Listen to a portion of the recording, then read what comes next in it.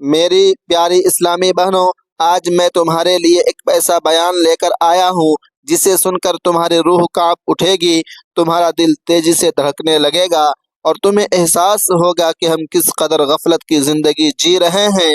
ایک ایسی رات جس کی حقیقت جان کر تم حیران رہ جاؤ گی، ایک ایسی رات جسے چھوڑ دینا بدقسمتی ہوگی، ایک ایسی رات جس کی برکت خود اللہ کے نبی نے بیان فرمائی۔ یہ کوئی عام رات نہیں بلکہ یہ فیصلوں کی رات ہے، یہ تقدیر کے لکھے جانے کی رات ہے۔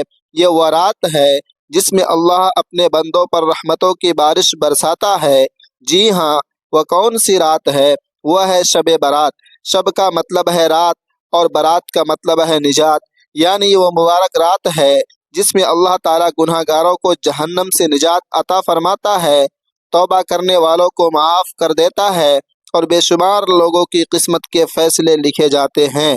لیکن افسوس، آج کے دور میں ہم نے اس مقدس رات کو رسوم و رواج کی نظر کر دیا ہے۔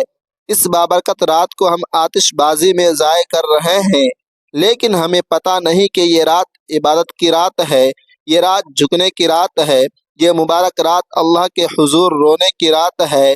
ناظرین محترم، میرے نبی کریم صلی اللہ علیہ وسلم نے فرمایا، یہ وہ رات ہے جس میں اللہ تعالیٰ آسمان دنیا پر نازل فرماتا ہے اور پکارتا ہے کوئی مغفرت مانگنے والا کہ میں اسے معاف کر دوں، ہے کوئی روزی طلب کرنے والا کہ میں اسے رزق عطا کروں، ہے کوئی مصیبت میں گرفتار کہ میں اسے نجات دوں، ہے کوئی پریشانی والا جو مجھ سے پریشانیوں کا حل مانگے اور میں اس کی پریشانیاں دور کر دوں۔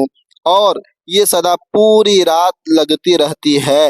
سوچو، اگر دنیا کا کوئی بادشاہ اپنے دربار کے دروازے کھول کر اعلان کر دے کہ جو مانگنا ہے مانگ لو، تمہیں فوراً دیا جائے گا، تو لوگ راتوں جاگ کر قطاروں میں لگ کر سفارشوں ڈھونڈ کر اپنا حصہ لینے پہنچ جائیں گے۔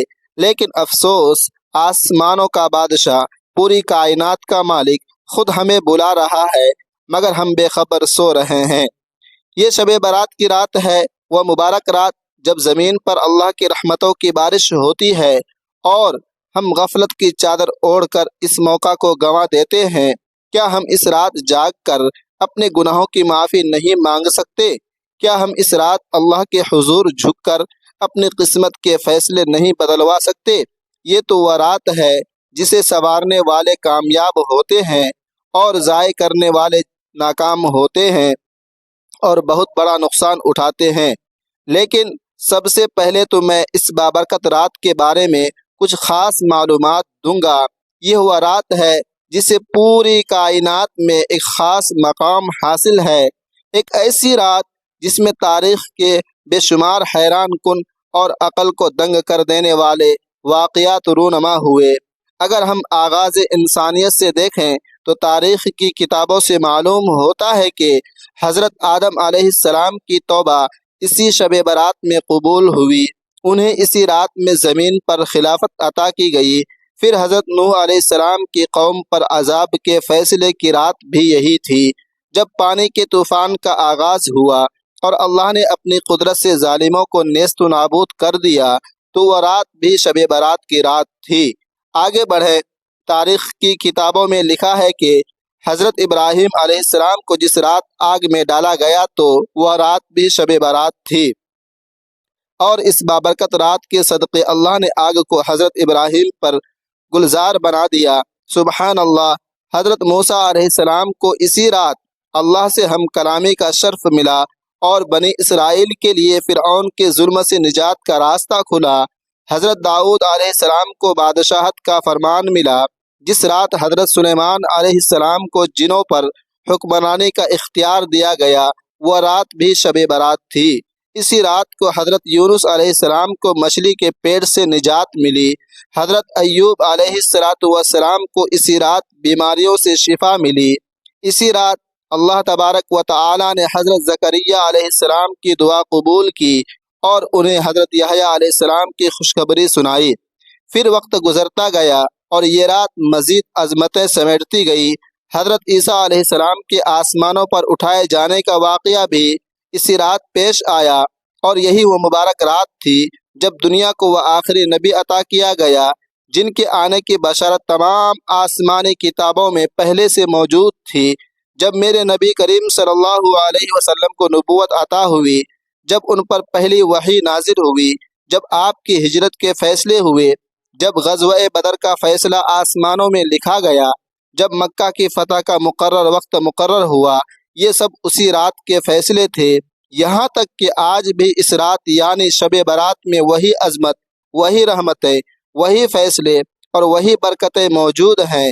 ہر سال اس رات میں آنے والے سال کے فیصلے لکھے جاتے ہیں، رزق تقسیم ہوتا ہے، موت اور زندگی کے فیصلے کیے جاتے ہیں، اللہ کی رحمتیں زمین پر اترتی ہیں، اور اسی بابرکت رات کو اللہ کی عدالت لگتی ہے جہاں ہر بندے کا نصیب لکھا جاتا ہے۔ سوچو یہ رات کتنی عظیم ہے اور ہم کتنی بے خبری میں اسے گزار دیتے ہیں۔ بڑے افسوس کے ساتھ کہنا پڑ رہا ہے کہ ہم نے شب برات جیسی عظیم رات کو کھیل تماشے میں بدل دیا، حالانکہ یہ وہ رات ہے جس میں اللہ کی رحمتیں برستی ہیں، مغفرت کے دروازے کھلتے ہیں، فیصلے لکھے جاتے ہیں، لیکن ہم اسے عید کی رات سمجھ کر عیاشیوں میں لگا دیتے ہیں۔ ہمارے بچے آتش بازی کرتے ہیں، شور شرابہ کرتے ہیں، گلیاں میدان جنگ کا منظر پیش کرتی ہیں، اور ہم خود اپنے ہاتھوں سے اپنے بچوں کو یہ سب کرنے کی اجازت دے دیتے ہیں۔ ناظرین محترم و سامعین کرام، میری محترم بہنوں اور میرے بھائیوں، کیا ہم نے کبھی سوچا ہے کہ کیا ہمارا یہ طرز عمل مدینے والے نبی کو خوش کر رہا ہوگا؟ کیا ہم یہ بھول گئے ہیں کہ ہمارے نبی نے تو ہمیشہ سادگی، عبادت اور استغفار کی تلقین کی، لیکن بڑے ہی ارمان سے کہنا پڑ رہا ہے کہ جب وہ نبی کریم صلی اللہ علیہ وسلم، جب ہماری وہ کریم آقا ہمیں اس حال میں دیکھتے ہوں گے کہ ہم اس مقدس رات کو ضائع کر رہے ہیں، جب وہ اپنی امت کو دنیا کے پیچھے بھاگتے ہوئے نافرمانیوں میں گم ہوتا دیکھتے ہوں گے تو ان کا دل کتنا دکھی ہوتا ہوگا۔ کیا ہم نے کبھی تصور کیا ہے کہ ہمارے نبی مدینہ میں بیٹھے ہمیں دیکھ رہے ہوں گے، آنکھوں میں آنسو ہوں گے اور بے قرار ہو کر کہہ رہے ہوں گے، ہائے میری امت، ہائے میری امت، میں نے تو تمہیں نماز، استغفار، درود، توبہ اور اللہ سے لو لگانے کا درس دیا تھا، اور تم کھیل کود، آتش بازی، بازاروں کی رونقوں اور فضولیات میں لگ چکے ہو۔ اللہ کو منانا تھا مگر تم دنیا کو راضی کر رہے ہو۔ میرے محترم بھائی بہنوں، میرے پیارے بھائیوں، کیا ہم وہ امت نہیں جن سے میرے نبی کو محبت تھی؟ کیا ہمیں اپنے نبی کے آنسو نظر نہیں آتے؟ اللہ فرماتا ہے کہ یہ دنیا کھیل تماشا ہے، اصل زندگی آخرت کی زندگی ہے، مگر ہم نے سب کچھ بھلا دیا۔ زندگی میں کبھی فرصت ملے تو ہسپتالوں میں جا کر کسی مریض کو دیکھو جو ہسپتال کے بستر پر آخری سانسیں لے رہا ہوگا۔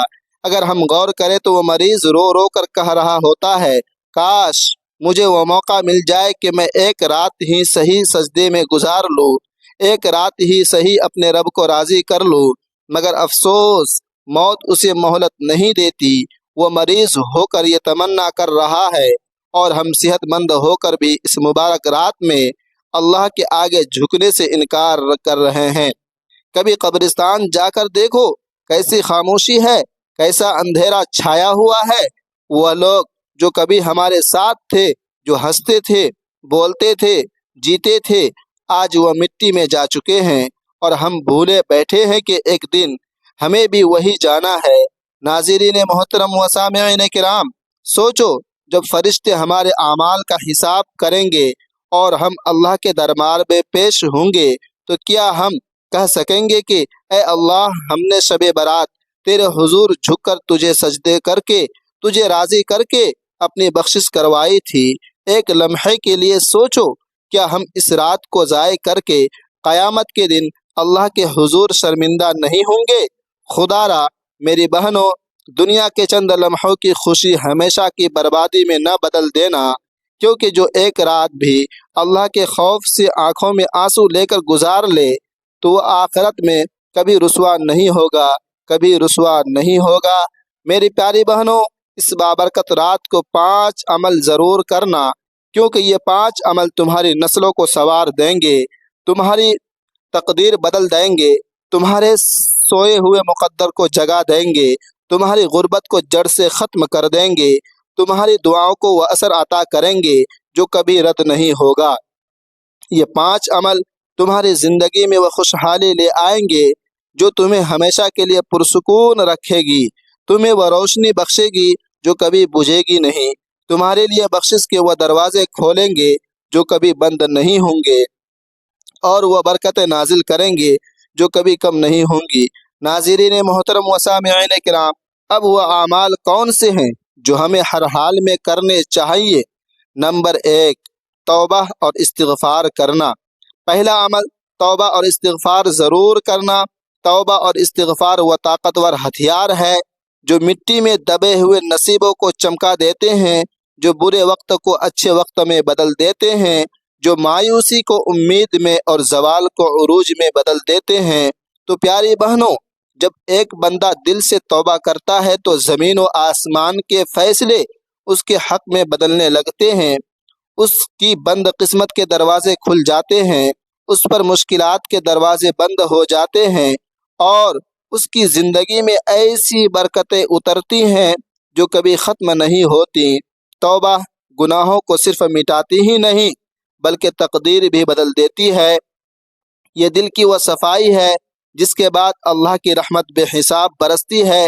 یہ وہ نسخہ ہے جس سے برباد زندگیاں دوبارہ سنورتی ہیں۔ تم نے کبھی دیکھا کہ بارش کے بعد زمین کی مٹی خوشبو دینے لگتی ہے؟ حالانکہ یہ وہی مٹی تھی جو پہلے گرد اور دھول سے بھری ہوئی تھی، بس تھوڑی سی بارش نے مٹی کے اندر خوشبو ڈال دی۔ تو فرمایا بالکل ایسے ہی جب تمہارا دل گناہوں سے بوجھل ہو، جب تمہارے اعمال دھول میں گندے ہو چکے ہوں، تو توبہ کی جب بارش برستی ہے تو یہ بارش اس دھول کو دھو ڈالتی ہے اور تمہارا دل ایمان کی خوشبو سے مہک اٹھتا ہے۔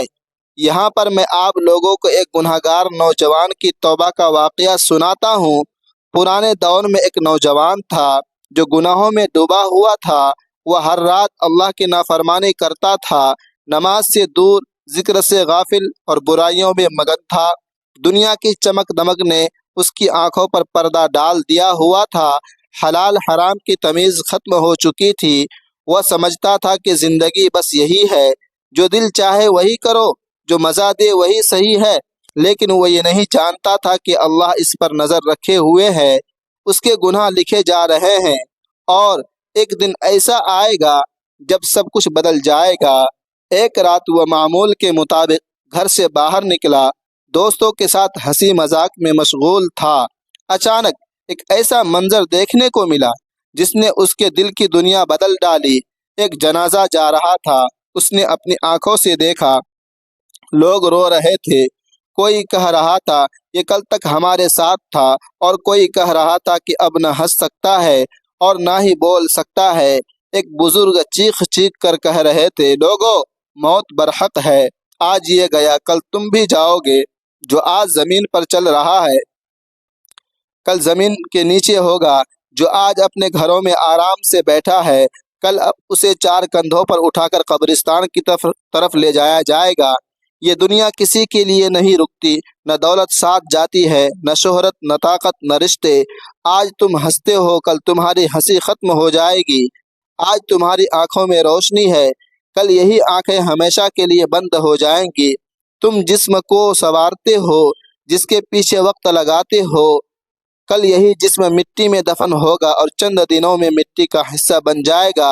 آج جو زبان تم دنیا کے مزے لینے کے لیے چلاتے ہو کل یہی زبان بند ہو جائے گی اور تمہارے اعمال بولیں گے۔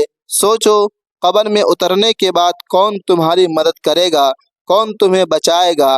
ماں باپ، بہن بھائی، دوست نہیں، کوئی نہیں، صرف تمہارے اعمال تمہارے ساتھ ہوں گے۔ آج توبہ کر لو، کل شاید موقع نہ ملے، کیونکہ جو وقت ایک بار گزر جاتا ہے وہ کبھی واپس نہیں آتا۔ ناظرین محترم، بزرگ کی یہ باتیں سن کر اس نوجوان کے قدم زمین میں جم گئے، ہاتھ کانپنے لگے، دل کی دھڑکن تیز ہو گئی۔ آج پہلی بار اسے احساس ہوا کہ یہ دنیا دھوکہ ہے۔ وہ سوچنے لگا کہ آج اگر میں مر گیا تو میرا انجام کیا ہوگا؟ वह गुनहगार नौजवान बोझल कदमों से घर लौटा, कमरे में गया, आईना देखा, आईने के सामने खड़ा हो गया। वह खुद से सवाल करने लगा कि ये चेहरा जो आज जवान है, यही चेहरा कल कब्र की मिट्टी में होगा, और कब्र की मिट्टी में जाकर अल्लाह को कौन सा मुंह दिखाऊंगा।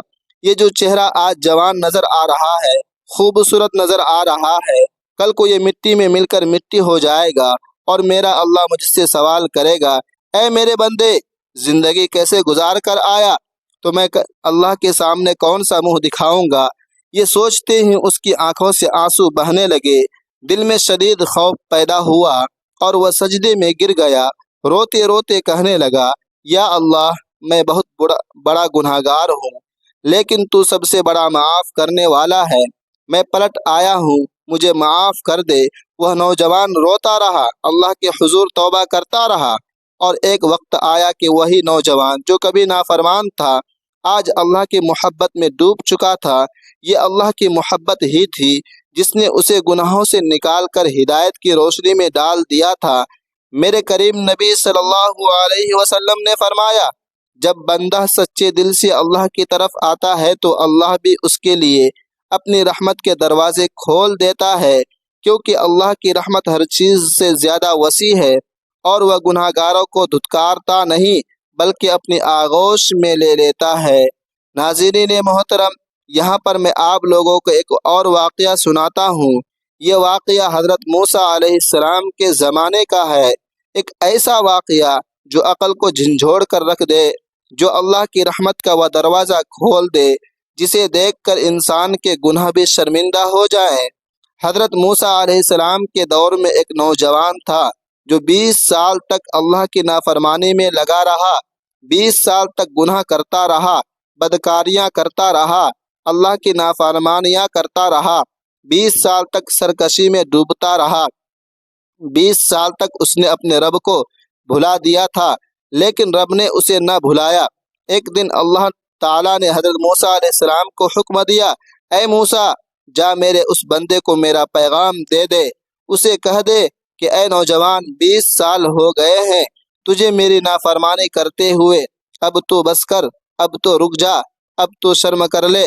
ये सुनकर हज़रत मूसा अलैहिस्सलाम उस नौजवान के पास पहुँचे, उसे अल्लाह का पैगाम दिया, और जैसे ही उस नौजवान ने वह अल्फाज सुने तो उसके वजूद पर लर्जा तारी हो गया, दिल की दुनिया हिलकर रह गई, उसकी आंखों से आंसू बहने लगे, वह चीखने लगा, वह कांपने लगा जैसे कोई सोया हुआ शख्स किसी जलजले से अचानक जाग उठे।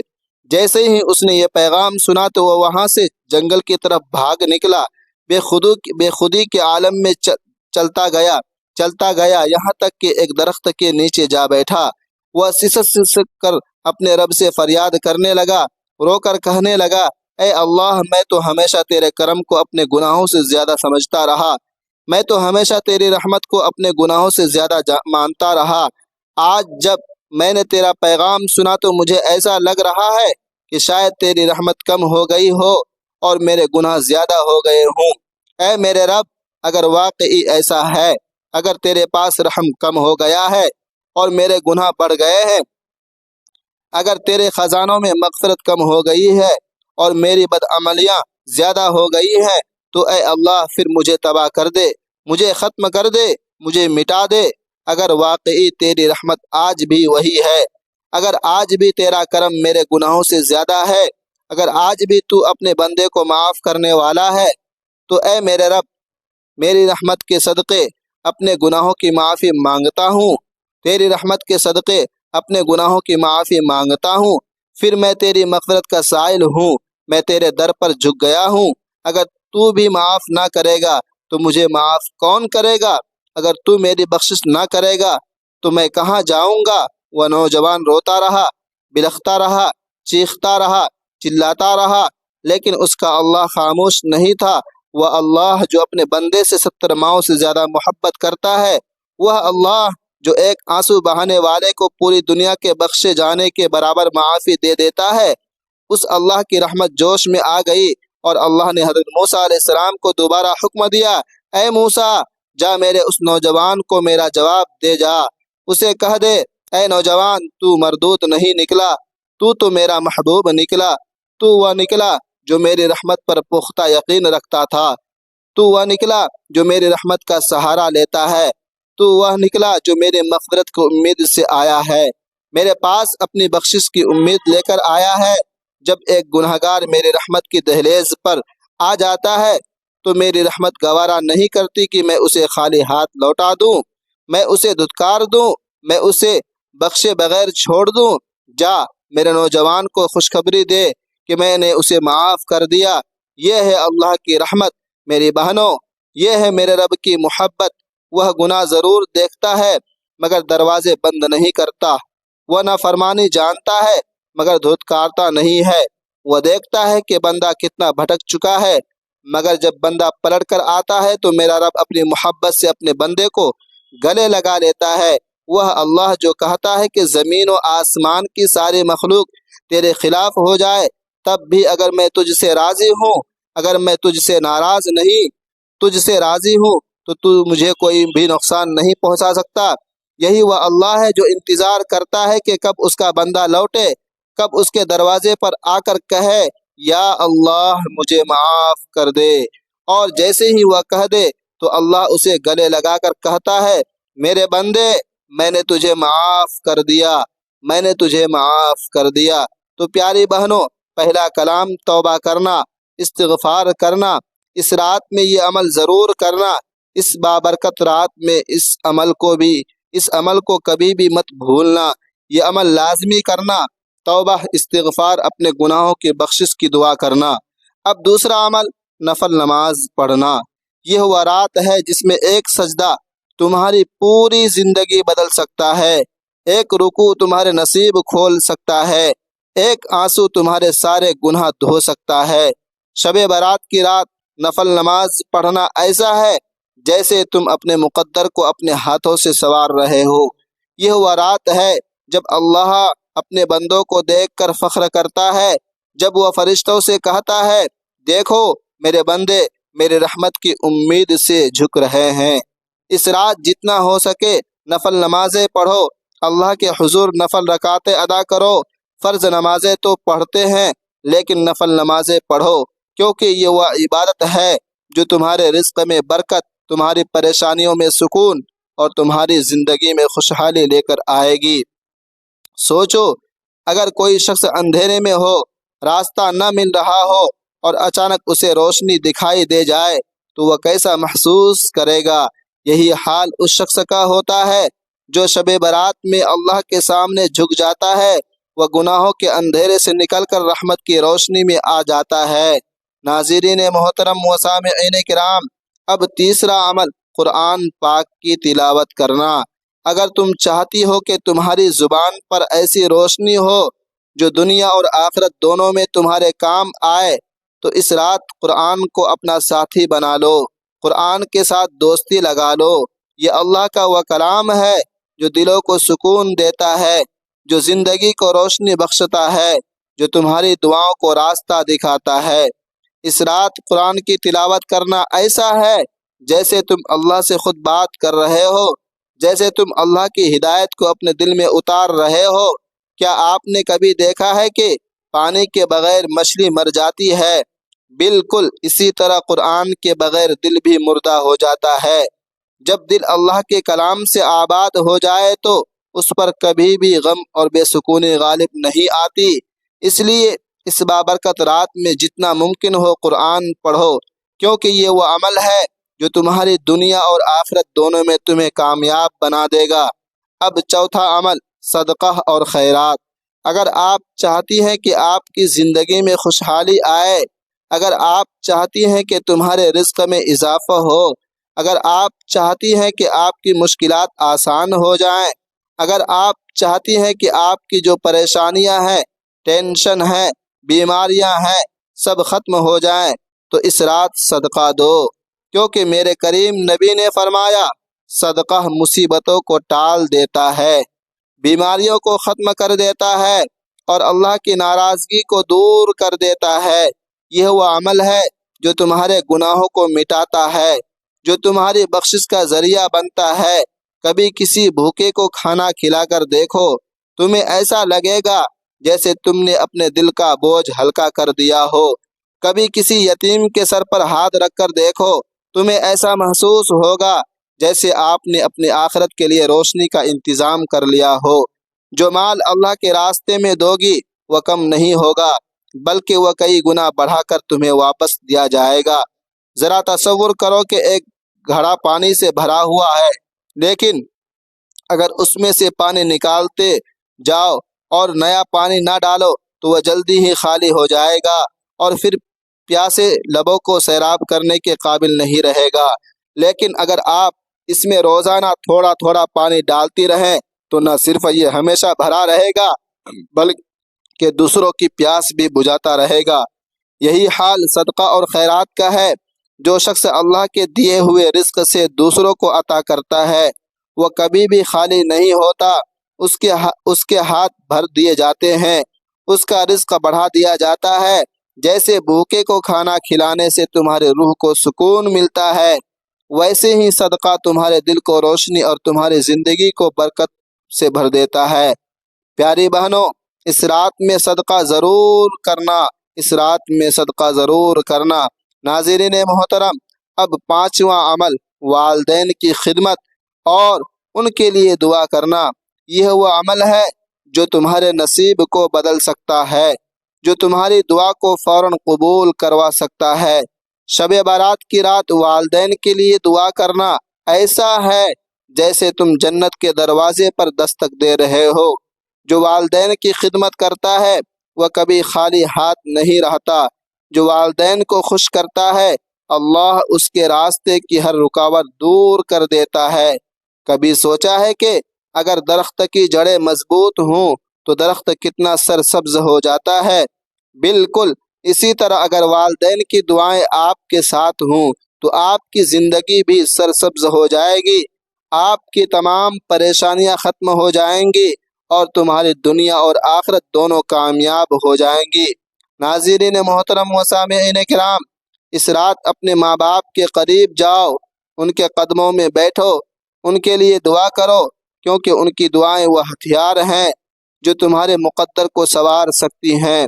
پیاری بہنوں، اب بات کرتے ہیں کہ شب برات کو میاں بیوی کا ایک بستر پر سونا کیوں ضروری ہے، اس کی حکمت اور برکت کیا ہے۔ ناظرین محترم و سامعین کرام، شب برات وہ عظیم رات ہے جس میں اللہ تعالی اپنی مخلوق کی مغفرت فرماتا ہے، رزق تقسیم ہوتا ہے اور تقدیریں بدل دی جاتی ہیں۔ اس رات کو عبادت اور استغفار کے ساتھ گزارنا نہایت فضیلت کا باعث ہے، مگر ایک اور اہم پہلو جو اکثر لوگ نظر انداز کر دیتے ہیں وہ ہے میاں بیوی کا ایک بستر پر سونا۔ یہ اس لیے ضروری ہے کیونکہ یہ نہ صرف محبت اور رحمت کو بڑھاتا ہے بلکہ اس سے شیطان کے وسوسے بھی ختم ہو جاتے ہیں۔ نبی کریم صلی اللہ علیہ وسلم نے فرمایا، میاں بیوی ایک دوسرے کا لباس ہے، یعنی وہ ایک دوسرے کی حفاظت کرتے ہیں، ایک دوسرے کو محفوظ رکھتے ہیں، ایک دوسرے کو سکون دیتے ہیں، ایک دوسرے کو گناہوں سے بچانے کا ذریعہ بنتے ہیں۔ جب میاں بیوی ایک بستر پر سوتے ہیں تو یہ ان کے درمیان محبت اور اعتماد کو مضبوط کر دیتا ہے، ان کے دلوں میں نرمی پیدا کرتا ہے اور ان کے رشتے میں برکت کو بڑھاتا ہے۔ اس سے ایک دوسرے کے دلوں میں قربت اور الفت پیدا ہوتی ہے اور ازدواجی تعلقات میں مزید خوشحالی آتی ہے، برکتیں آتی ہیں۔ یہ رات دعا کی قبولیت کی رات ہے اور جب میاں بیوی ایک ساتھ ہوں تو اللہ ان کی دعاؤں کو فوراً قبول کرتا ہے۔ اللہ ہم سب کو اس بابرکت رات کی قدر کرنے اور اس کے اعمال کرنے کی توفیق عطا فرمائے، آمین۔ لہٰذا آپ تمام دوستوں سے ریکویسٹ ہے کہ اس ویڈیو کو صدقہ جاریہ کی نیت سے شیئر کرتے رہیں۔